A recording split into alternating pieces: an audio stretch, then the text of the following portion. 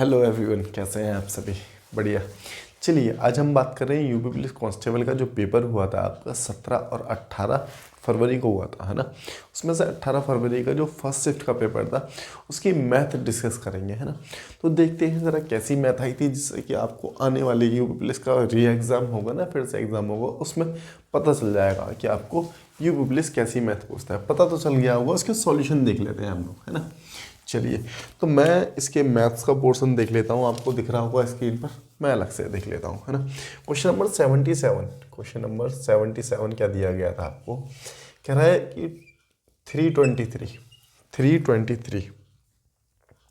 कह रहा है संख्या 323 में है।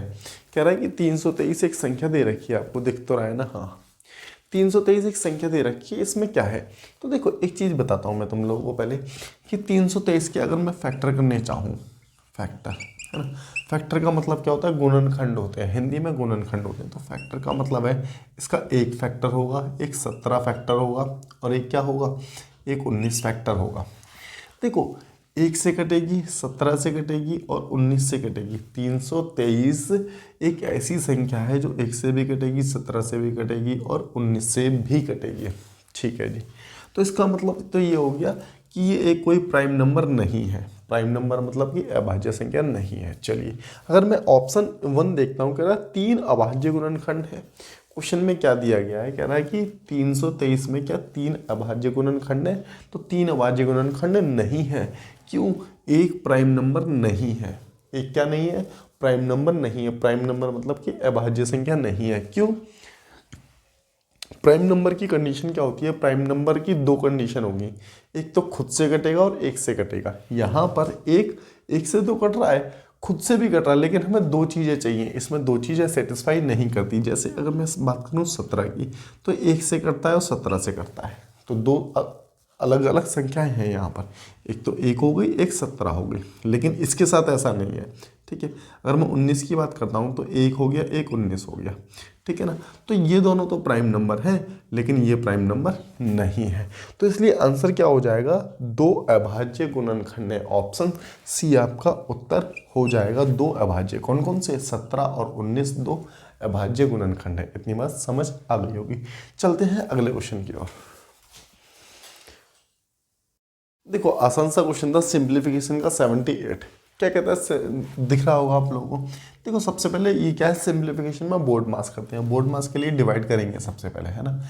6 तिया तो ये गया 3 बार, तो ये आ गया हमारे पास 3/4, है ना। 3/4 प्लस, देखो यहाँ से इसको भी काट दो, 2 दूनी 4, तो ये हो गया 5 दूनी 10।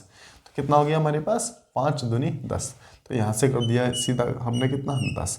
एलसीएम लेंगे, नीचे से एलसीएम लिया तो हमारे पास एलसीएम आया 40। 40 क्यों आएगा? एलसीएम तो 20 आ जाएगा ना। ठीक है, तो 4 पंजे, देखो इसको इससे डिवाइड करते हैं। 4 पंजे 20, 5 तिया 15, तो हमने यहाँ पर 15 लिख लिया, है ना।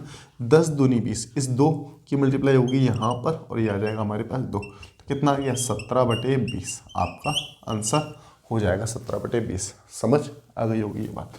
ठीक है, चलते हैं नेक्स्ट क्वेश्चन की ओर। 79।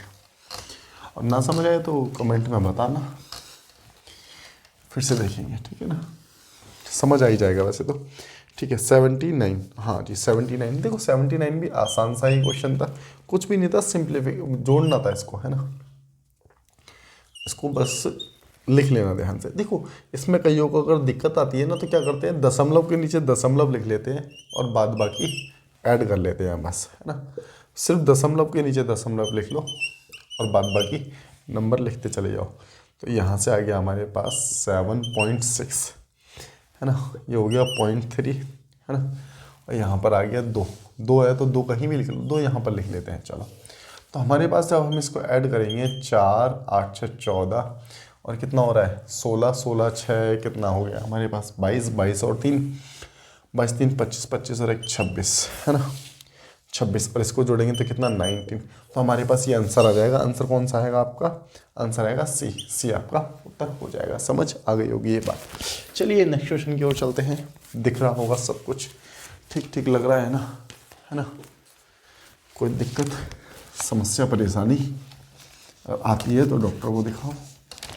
ठीक है, आगे की बात करते हैं। चलिए, अगला क्वेश्चन क्या कहता है, क्वेश्चन नंबर 80 की बात कर रहे हैं हम। 79 तक तो कर चुके हैं हम, 80 की बात करते हैं। अब देखो क्वेश्चन नंबर 80 में क्या देता है, 4, 10 और 12 प्रत्येक से कह रहा है वह छोटी से छोटी संख्या जो एक पूर्ण वर्ग हो, वह छोटी से छोटी संख्या जो एक पूर्ण वर्ग हो और संख्या 4, 10, 12 में प्रत्येक से विभाज्य हो। देखो तो हम क्या करेंगे, 4, 10 और 12 प्रत्येक से विभाज्य, इसके फैक्टर कर लेते हैं। क्या कर लेते हैं इसके फैक्टर, तो 2 दूनी 4, 2 पंजे 10, 2 छक 12, 2 से काटा 2 एकम 2, 5, 2 तिया 6, है ना। 5 से काटा तो 5 एकम 5 आ जाएगा, 3 बचेगा, फिर यहाँ 3 एकम 3 आ जाएगा। तो हमारे पास क्या आ गया, देखो 2 का तो पेयर बन रहा है तो 2 × 2, है ना। अब देखो 5 का पेयर नहीं बन रहा ना, तो 5 × 5 कर लो, 2 बार लो, समझ रहे हो। और 3 का पेयर नहीं बन रहा तो 3 × 3 लो, 2 बार लो। ऐसा क्यों कर रहे हैं, क्योंकि हमें वर्ग बनाना है, वर्ग बनाना है तो हम ये चीज़ करते हैं कि हमारे पास जो चीज़ कम है उसको डबल रिपीट कर लो, और जो पूरी वर्ग बन रही है तो उसकी तो कोई बात ही नहीं है। जैसे 5 एक बार था तो हमने 2 बार ले लिया, 3 एक बार था तो हमने 2 बार कर लिया अपनी तरफ से, क्योंकि हमें वर्ग बनाना ही है। तो 2 दूनी 4, पंजे 20, पंजे 100 मल्टीप्लाई करेंगे तो ये आ जाएगा हमारे पास 900। इतनी बात क्लियर हो गई होगी। दूसरा तरीका क्या है, इसको ऑप्शन टैली भी कर सकते थे आप लोग। क्या कर सकते थे, इसे ऑप्शन टैली भी कर सकते थे कि अगर देखोगे तो 900 किसका वर्ग है, 900 हैगा, आप लोग कहोगे जी 30 का वर्ग है, 900 30 का वर्ग है। देखो ये 4 से भी डिवाइड हो रही है, 10 से भी डिवाइड हो रही है, 12 से भी डिवाइड हो रही है, और छोटी से छोटी संख्या देखो और कोई है ही नहीं ऐसी। अगर हम ऑप्शन के हिसाब से आते हैं, अगर ऑप्शन के हिसाब से 400 भी ले लोगे ना तो 400 इससे कट रही है, इससे कट रही है, लेकिन 12 से नहीं कट रही। समझ पा रहे हैं मेरी बात को। तो इसलिए आंसर क्या हो जाएगा, 900 आपका आंसर हो जाएगा। क्वेश्चन नंबर था 80। चलते हैं 81 की ओर, ठीक है। और किसी को अगर स्पीड स्लो लगती है ना वीडियो की तो 2x पर देख लो, ठीक है। चलिए अगला क्वेश्चन क्या कहता है, अगला क्वेश्चन कहता है आप लोगों का 81 में कहता है कि 2 संख्या दे रखी है 3 और 5 के अनुपात में, प्रत्येक में से 6 घटा दिया जाए तो 917 प्राप्त होता है। तो देखो जो भी संख्या दी जाए उसको x मान लो, अगर रेशो में दी जाती है तो रेशो में दी गई है तो हमने मान लिया इसको 3x और इसको मान लिया हमने 5x। प्रत्येक में से 6 घटा दिया हमने, इसमें से भी 6 घटा दिया, और हमारे पास जो आता है ये आता है कितना, 9/17। तो इसकी क्रॉस मल्टीप्लाई करो, ठीक है। 17 × 51x माइनस कितना हो गया 102, ठीक है। इसकी गुणा इसके साथ करो, 9 पंजे 45x, 9 छक 54, है ना, 54। अब देखो x से x घट जाएगा, इस संख्या इक्वल टू उधर जाती है तो घट जाएगी, तो ये बचेगा कितना 6x, ये उधर चला जाएगा तो कितना बचेगा, हाँ 44, 46, 46 और 2 48, ठीक है। तो यहाँ से x की वैल्यू निकल कर क्या आ जाएगी 6 8 48, x की वैल्यू कितनी आ गई 48। उसने आपसे क्या पूछी थी, छोटी संख्या, तो इन दोनों में छोटी संख्या कौन सी है बताओ, 3 है। तो यहाँ 3 मल्टीप्लाई में x की जगह कितना रख देंगे 8 रख देंगे, दिख रहा है ना ऊपर तक, ठीक है।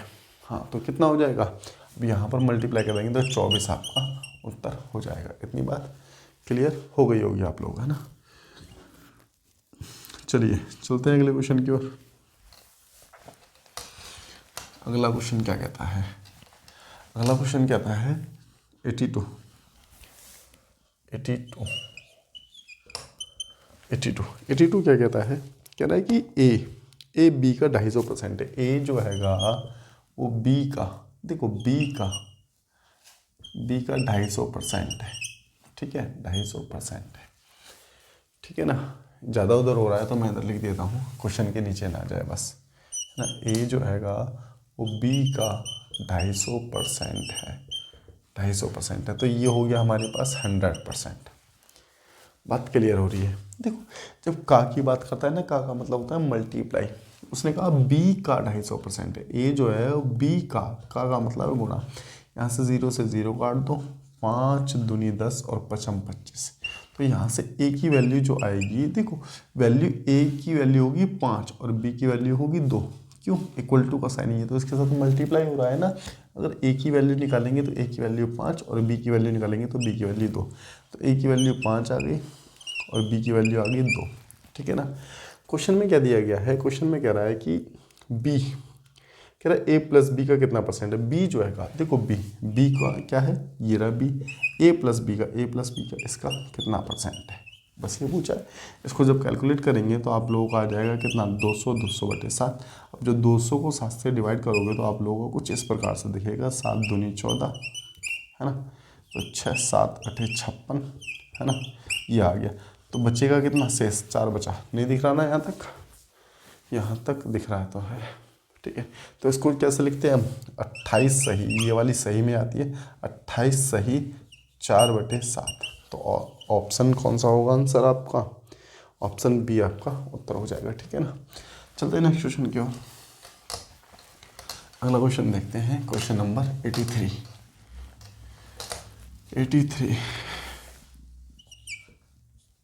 ठीक है ना। 83 में क्या दिया गया है, कह रहा है कि एक आदमी एक वस्तु को 25% के लाभ पर बेचता है। तो एक आदमी एक वस्तु को 25% के लाभ पर बेचता है, तो इसका मतलब 125% पर बेचता है, ठीक है ना।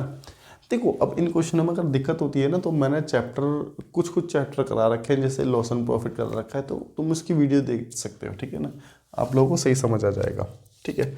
एक आदमी एक वस्तु को 25% के लाभ पर बेचता है, यदि 20% कम में खरीदता, तो यहाँ पर सी पे लिख लिया 20% कम में खरीदता, मतलब कि 100 की थी 80 में खरीदता, ठीक है ना।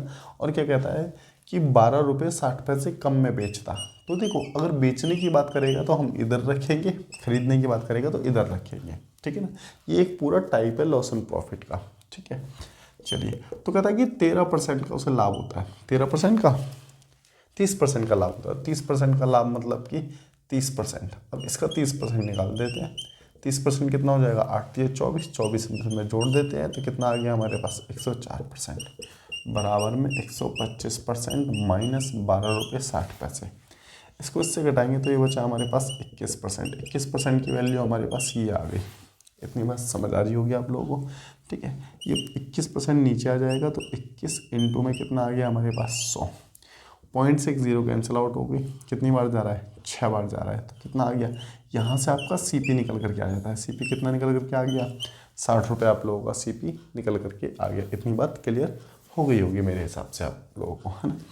चलते हैं क्वेश्चन नंबर अगला 84 पर। आज इसके 10 क्वेश्चन करेंगे सिर्फ, है ना, 10 करेंगे कल, ठीक है। तो पूरे लगभग 19-20 क्वेश्चन है, पूरे हो जाएंगे। तो 84 देखते हैं। 84 में क्या कहता है, मिहिर और दीप्तेश के बीच 1301 रुपये इस प्रकार बांटे गए कि 7 वर्ष के बाद मिहिर और 9 वर्ष के बाद दीप्तेश की राशि बराबर हो, यदि ब्याज की वार्षिक दर कितनी दे रखी है, आपको 4% दे रखी है। देखो सिंपल सा क्वेश्चन है, मैं आसान भाषा में समझाता हूँ। दो व्यक्ति हैं, 2 बच्चे हैं एक पिता के, दीप्तेश और महेश जो भी हैगा। एक को 7 वर्ष के लिए दिया गया पैसा, एक को 9 वर्ष के लिए दिया गया। कह रहा है कि जो भी पैसा अब इकट्ठा होगा इनसे ब्याज के रूप में इकट्ठा होगा, वो बराबर होना चाहिए। और रेट ऑफ इंटरेस्ट क्या है 4% है, वो भी किस पर, कंपाउंड इंटरेस्ट पर है। तो इसको आसानी तरीके से कैसे करेंगे, देखो एक को दे दिया 7 वर्ष, एक को दे दिया हमने 9 वर्ष के लिए पैसा, ठीक है। तो देखो तुम इसका डिफरेंस निकाल लो, डिफरेंस कितने का है 2 वर्ष का, बस इसी से काम हो जाएगा। 2 वर्ष का डिफरेंस है, रेट हमारे पास कितनी होगी, रेट आ गई हमारे पास कितनी 4%। टाइम दे दिया 2 वर्ष, रेट आ गया 4%, ठीक है जी। अब इसको कैसे सॉल्व करोगे, देखो 4% है ना, ब्याज जब मिलता है तो कैसे करते हैं इसको सॉल्व, 104 100 पर ऐड हो जाता है 104/100, ठीक है ना। काटेंगे तो हमारे पास आ गया 26/25। देखो 2 वर्ष है तो क्या कर देंगे, स्क्वायर कर देंगे, तो ये हो गया कितना 676 और ये हो गया कितना 625। इतनी बात क्लियर है, ठीक है। तो इसका मतलब जिसको 7 वर्ष के लिए पैसा दिया गया था उसको मिले कितने 676, और 9 वर्ष के लिए दिया गया था उसको मिले कितने 625। तो सीधा सीधा आपका उत्तर आ गया। और इन दोनों को जोड़ोगे तो देखो 1301 ही बन रहा है, चेक कर लो, नहीं तो समझ गए मेरी बात को। तो किसका पूछा गया था, इसका ए का पूछा गया था, इसको कितने मिले 676 रुपये मिले हैं, यही आपका उत्तर हो जाएगा। एक बार देख लेता हूँ मैं भी, 676 ही आपका उत्तर है, बिल्कुल ठीक है, बात समझ आ गई होगी, है ना।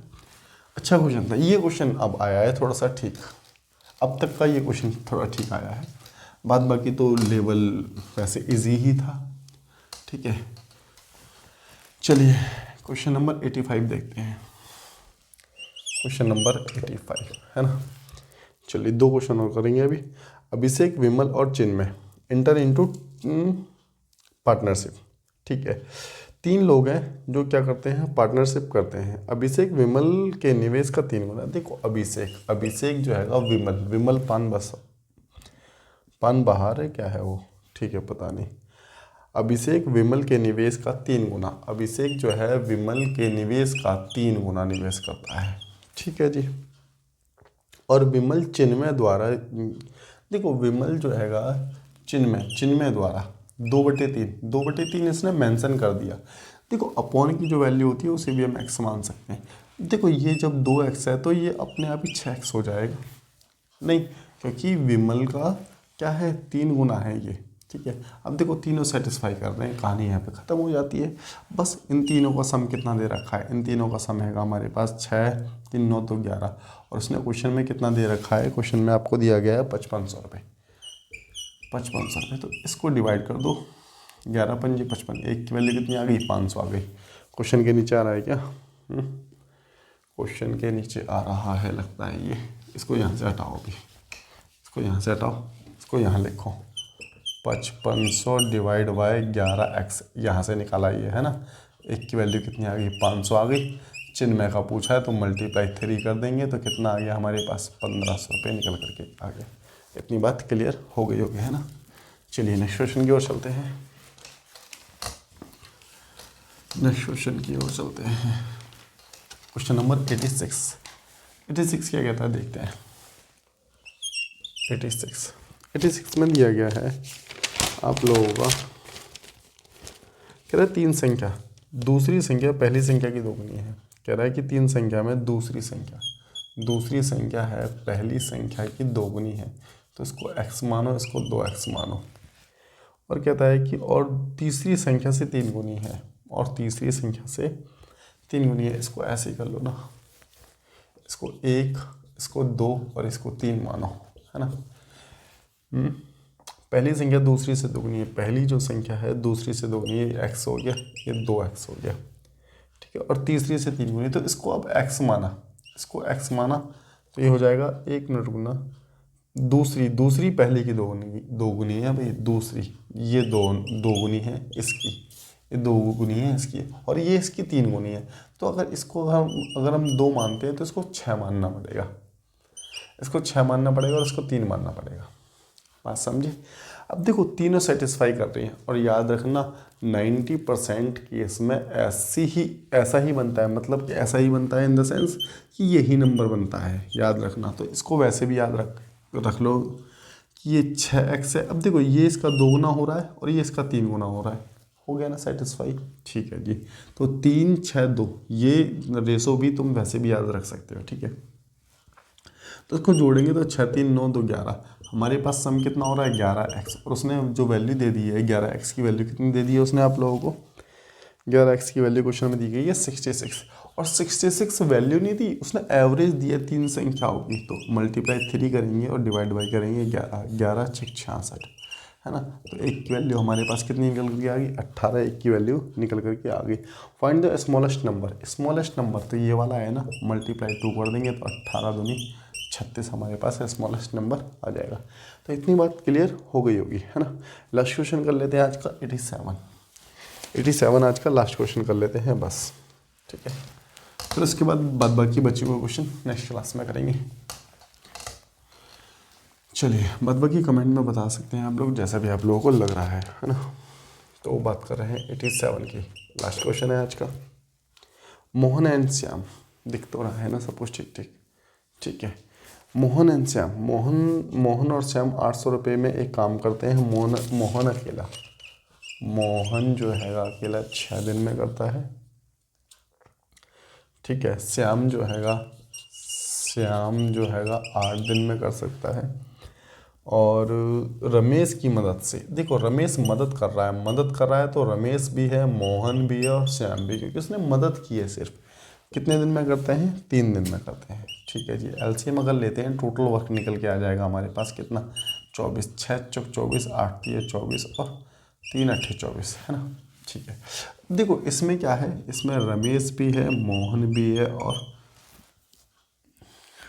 मोहन है, श्याम है, मोहन है, श्याम है, रमेश है ना। इसमें तीनों हैं। कौन कौन? मोहन, श्याम और रमेश, इसमें तीनों हैं।